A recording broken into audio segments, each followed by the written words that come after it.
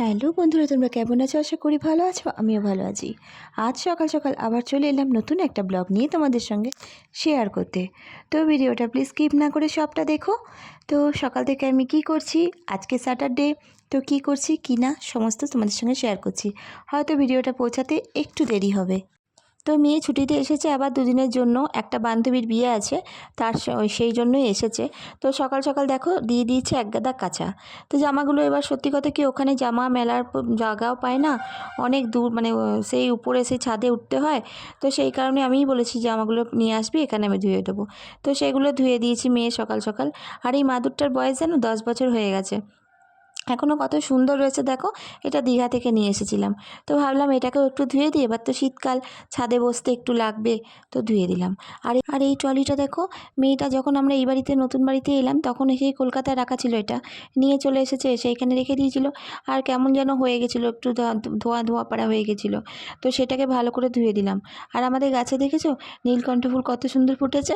তো মা সকাল সকাল পুজো করতে উঠেছে, তো সেই কারণে আমি দেখলাম যে এই ভিডিওটা তোমাদের সঙ্গে শেয়ার করি, কত ফুল ফুটেছে গাছটায়।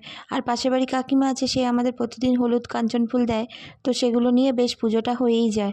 তো মা পুজো করছে, আমি চলে এলাম মেয়ের ঘরে। দেখেছো কাঠে এখন অবধি বিছানা তোলা হয়নি, ও গেছে ওয়াশরুম। তো আমি ভাবলাম এই ফাঁকে বিছানাটা পরিষ্কার করে ফেলি। তাই জন্য দেখো চলে এসেছি, জানলাটা আগে খুলছি। আমাদের এখানে না জানলাটা, মেয়ের ঘরের জানলাটা না একদম কোণার দিকে পড়ে যায়, তো ভালো করে রোদও ঢোকে না। তো কিছু করার নেই। তো পাশের বাড়ি যাদের আছে না, তাদের ওই চালটা অনেকটা উঁচু করে দিয়েছে, আর একদম মানে আমাদের ঘরে রোদটা ভালো করে পড়ে না। তো এই যে জানলাটা আছে, এদিকটা দিয়ে একটু রোদ আসে ভালো। তো ভাবলাম জানলাগুলো খুলে দিই। এই দেখো রোদ অলরেডি এসে গেছে, কি সুন্দর। তো যাই হোক, যে জানলাগুলো খুলে দেওয়া মাত্রই ঘরটা একটু মানে আবহাওয়াটাই চেঞ্জ হয়ে যায়। রোদ ঢুকুক না ঢুকুক, ঘরটা একদম খোলামেলা হয়ে যায়। তো ওর বিছানাটা পরিষ্কার করে দিলাম, পরিষ্কার করে রেখে দিলাম। এবার ও এসে কাজে বসবে, তো ওই করে। তো ভাবলাম আমি আজকে করে দিই। আর যেহেতু স্যাটারডে, তো বোতলগুলো একটু ধুয়ে নেবো, দিয়ে ফ্রেশ করে জল ভরবো আবার। তো বোতলগুলো ভাবলাম সপ্তাহে সপ্তাহে একদিন করে ধুয়েই নিই। তো সেই জন্য দেখো যেখানে যা বোতল ছিল বেশিরভাগই ওপরে তুলে রেখেছি, কারণ অত বোতল লাগে না। আর এখানে দেখো বোতল শুদ্ধ না, বালতিটা পড়ে গেছে নিচে গড়িয়ে। তো সমস্তগুলো তুলে নিলাম, নিয়ে আবার বোতলটা পরিষ্কার করতে বসে যাব। তো ওই সপ্তাহে যতগুলো বোতল আমাদের মোটামুটি লাগে, মানুষ তো থাকি 3জন, তার মধ্যে একজন তো সারাদিন বাইরে থাকে, মা আর আমি থাকি, বেশি বোতল লাগে না। তাই জন্য এক্সট্রা বোতল যা আছে সমস্ত তুলে দিয়েছিলাম। আর কিছু বোতল নামিয়ে রেখেছি যেগুলো মানে সচরাচর লাগে। তো সেই জন্য সেই বোতলগুলো ভালো করে একটু ধুয়ে নিই, না হলে একভাবে জল খেতে খেতে না কেমন যেন একটা লাগে। তো সেটাই আমি এখন ধুয়ে নিচ্ছি। ধুয়ে এগুলোকে পরিষ্কার করে জল দিয়ে এমনি খোলা অবস্থায় রেখে দেবো, কারণ একটু সার্ফ দেওয়া হয়েছিল, সেই জলের ইয়েটা কেটে যাবে, ব্যাস তারপরে আমি জল ভরে নেবো। তো আজকে যেহেতু স্যাটারডে, মা উপোস করেছে, বেশিরভাগ দিনই উপোস করে, আমিও করি। একা একা খেতে আর ভালো লাগে না। তো মা যেহেতু এবার মানে এই সপ্তাহে বাবুর মানে আমার মেয়ে রয়েছে, তো সেই জন্য ভাবলাম আজ এই সপ্তাহে আর উপোস করবো না, কারণ একার জন্য বাবু আর কী রান্না করব। সেই জন্য মা বললো দে, আমি তাহলে একটু লাউ শাক এনেছিলাম, লাউ শাক আলু দিয়ে পোস্ত করে দিল মা। আর মুগ ডাল ছিল, আর ডাল করেছিল, আর একটু কলা ছিল, কলা খেলাম। আর সকালে জানো এখন টিফিন খাচ্ছি কি আমি, এই শাকটা দিয়েছে আমাকে টেস্ট করার জন্য, আর ওইখানে ছিল পাউরুটি আর ডাল, ওই দিয়ে খেয়েছি, আর একটা কলা। আনতাবড়ি যা পারি তাই খেয়ে নিই, বুঝলে তো। আর এদেরকে দেখেছো কত ফুর্তি এদের, বাপরে বাপ। তো ছোটো থেকে আমার মেয়ের অভ্যাস জানো তো, এক জায়গায় বসে কোনো কিছু করে না, পড়াশোনাও না, গান বাজনাও, যা কিছু সব ঘুরে ঘুরে করে, এই ঘরে একবার ও ঘরে একবার, এই করে কাজ করছে। আর মেয়ের এক বন্ধু ঠেকুয়া, যে মানে ছট পুজোয় যে প্রসাদ হয়, সেই প্রসাদ দিয়েছিল, ফল ঠেকুয়া সব, তো সেগুলোও ঢালা হয়নি। তো সেগুলোও ভাবলাম ঢেলে নিই, নিয়ে দেখি কেমন করেছি। সব জায়গায় তো বা ঠেকুয়া একরকম পড়ে না, কারোর মানে নরম করে, কেউ শক্ত করে। তো যে দেখেছিলাম জানো তো, খেয়ে বন্ধুরা খুব সুন্দর করেছিল, নরম একদম, ভালো, বেশ খাওয়া যাচ্ছে ভালো। তো ফলগুলো আলাদা করে রাখলাম, নাহলে এগুলো না আরও নরম হয়ে যাবে। তো সেই কারণে যতটুকু যা মানে খাবার খাবো, আর বাকিটা ফ্রিজে রেখে দেবো, কারণ বাইরে রাখলে না, এটা দেখেছি আগের বছর অনেকগুলো বাইরে ছিল, তো কেমন যেন হয়ে গেছিলো। তো এখন দুপুর বাজে প্রায় 2টো। তো মেয়েটা বললো তাহলে খেতে দিয়ে দাও, দিয়ে এক পাতেই ভাত নিয়েছি। ডাল ছিল, নিম বেগুন ভাজা ছিল, আর পোস্ত ছিল, লাউ শাক পোস্ত। আর এই যে বুড়িটা দেখো আমার খেপিটা, মুরগিটা কেমন ঘুমাচ্ছে, ওটা হচ্ছে মুরগি, তো ঘুমাচ্ছে কেমন। আমি ডেকে এলাম, ডেকে ব্যাস হাসাহাসি শুরু হয়ে গেছে আবার। তো যাই হোক, মেয়েটাকে নিয়ে এখন বসে গেছি খেতে। আর ও না মানে বাড়িতে থাকলে বেশিরভাগ সময়ই বলতো আমার সঙ্গেই খাবে এক পাতেই। আর সবথেকে বেশি তৃপ্তি ভালো কখন লাগে জানো? যখন আমার হাতে মানে মায়ের হাতে মেয়ে খেয়ে বলে শান্তি হয়েছে, ভালো লাগছে। আর নিজের হাতে একদম খেতে চায় না। তো ও কাজ করছিল, আমি দেখলাম আমি এই ফাঁকে খাইয়ে দিই, তাহলে ভালো হবে, ওরও সুবিধা হবে আর আমারও একসঙ্গে খেতে ওর সঙ্গে খেতে খুব ভালো লাগে। তো সেটাই মা মেয়ে খাচ্ছিলাম আর একটু গল্প করছিলাম।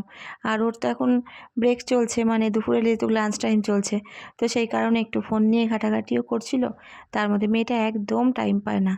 আর দুটো দিন থাকে তো দেখতে দেখতে কেমন যেন কেটেও যায়, বুঝতেই পারি না কতদিন টাইম চলে গেল। তো বন্ধুরা, শুভ সন্ধ্যা। এইমাত্র পুজো দিয়ে বাড়ি এলাম। আজকে তো স্যাটারডে, তোমরা তো জানো বাবার পুজো দিই। তো আজকে প্রচণ্ড শরীরটা খারাপ লাগছে জানো তো। মেয়েটা বাড়ি এসেছে, প্রথম কথা দুপুরবেলা ঘুমাতে পারিনি একটু আজকে। ও থাকলে বাড়িতে না বলে ঘুমোবে না, সবাই একসঙ্গে কথা বলি গল্প করি, ঘুম হয় না। তো সেই কারণে ঘুমায়নি। ও বেরোলো বিকেলবেলা 4টের সময়, তারপরে একটুখানি ঘুমিয়েছিলাম। দিয়া ঠিকমতো ঘুমায়নি, শরীরটা দেখো চোখ মুখগুলো বসে আছে পুরো, শরীরটা ভালো লাগছে না। তো সেই কারণে ওই অবস্থায় মা ডাকলো, 5টার সময় উঠলাম, উঠে স্নান তোমার হাত মুখ ধুয়ে তারপরে গেলাম হচ্ছে পুজো দিতে। পুজো টুজো দিয়ে প্রসাদ খেয়ে এইমাত্র এলাম, এসে এই চপ নিয়ে এসেছি আসার সময়। তো মেয়ে আমি আর মা এখন খাবো, মেয়ে চলে এসেছে। তো তারপরে একটুখানি কালকে বিয়ে বাড়ি আছে বলে একটু পার্লারের একটা মেয়েকে বলেছি আসতে বাড়িতে, একটু সাজুগুজু একটু পার্লারের আর কি ফেসিয়াল টেসিয়াল করার আছে, ওগুলো করব। তারপরে খাওয়া দাওয়া রাত হবে। আমার বর তো আসবে সে 11টার সময়। তো সেই কারণে এখন তো চাটা খেয়ে নিই, তো ও আসবে 11টার সময়। তারপরে রাতের খাওয়া দাওয়া শুতে শুতে তো আমাদের জানোই 12টা 1টা বেজে যায় প্রায়। তো এখন আপাতত মুড়ি খাবো, চপ খাবো, তারপরে বাকি গল্প টল্প হবে। তারপরে ওই মেয়েটা আসবে পার্লারের, ওর কাছে একটুখানি মুখের সব করা হবে। মেয়েটা একটু মেহেন্দি পরবে, তো ওগুলো করা হবে। তারপরে বাকি তো ভাবলাম এইটুকু তোমাদের সঙ্গে শেয়ার করি। আমার শরীর একদম ভাল লাগছে না, তো কিছু করার নেই, তাও ভালো থাকার চেষ্টা করছি। বিশেষ করে হচ্ছে তোমার প্রচণ্ড অম্বল করেছে, গলা ফলা জ্বলছে একদম। তো ওষুধ খেয়েছি, দেখা যাক কতক্ষণে ঠিক হই। তো চলো এখন আপাতত চা মুড়ি খাই, গল্প টল্প করি, চলো। মা আজকে উপোস করেছে, মা তো মুড়ি খাবে না, খাবো আমি আর আমার মেয়ে। তো ওর ওই মুড়িটা মেখে দিচ্ছিলাম, এখন ওর মুড়িটাও মেখে দিতে হবে, তারপরে ও চামচে করে করে সেটা খাবে। ও বসে থাকবে তবু মুড়ি মেখে খাবে না। তো যাই হোক মেখে দিয়েছিলাম ওকে, আমিও একটু খেয়ে নিয়েছিলাম। ছোলা মটর ভিজানো ছিল আর মুড়ি ছিল আর চপ ছিল, তো খেয়ে নিলাম। চপটা এটা নিরামিষ জানো তো। তো এইবার দেখো আমার মেয়েকে আদর করছি, এরম করে আমাকে আদর করি, এর থেকে বেশি জানো প্রচুর ওকে আমি চটকাই। আমাকে এত রেগে যায় আমার ওপর, মাঝে মাঝে না রেগে মানে দাঁত কামড়াতে যায়, এরকম অবস্থা। ওকে আমি এমন করি। তো ছোটো বড় বলে দেখা হয় না, সন্তান সব মা বাবার কাছেই সমান।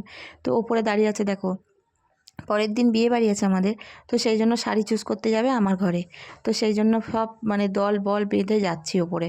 তো সেই জন্য ভাবলাম যে তোমাদের সঙ্গে একটু শেয়ার করি। এইভাবে দেখো লাইন দিয়ে যাচ্ছি আমরা বিয়ে বাড়ির শাড়ি চুজ করতে, মনে হচ্ছে আমরা দোকানে যাচ্ছি যেন। এমন হাসি পাচ্ছিল আমাদের, কি বলবো, এমন করছি মনে হচ্ছে বড় কোনো দোকানে ঢুকছি শাড়ি চুজ করতে। তো যাই হোক, মেয়েটা এখন দেখো শাড়ি সব খুলে খুলে রেখে দিয়েছে। এখন কোনটা পরবে সে তো তোমরা বিয়ের দিন যেদিন যাবো বিয়ে বাড়ি সেদিনই তোমরা দেখতে পারবে ফাইনাল লুক। কিন্তু আজ এখন জানি না যে কীরকম হবে না হবে, কোনটা পরবো না পরবো।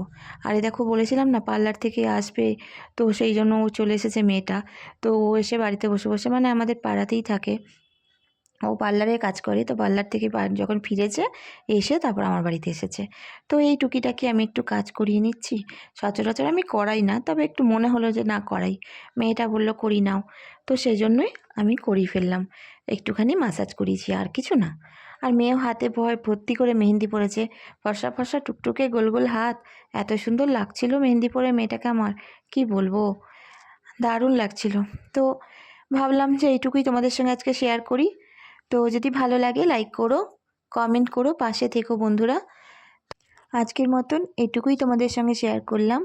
আসছি বন্ধুরা, আবার আসবো অন্য ব্লগে অন্য কোনো দিন। তো আজকের মতন আসছি, তোমরা সাবধানে থেকো, সুস্থ থেকো। আজকের মতন টাটা।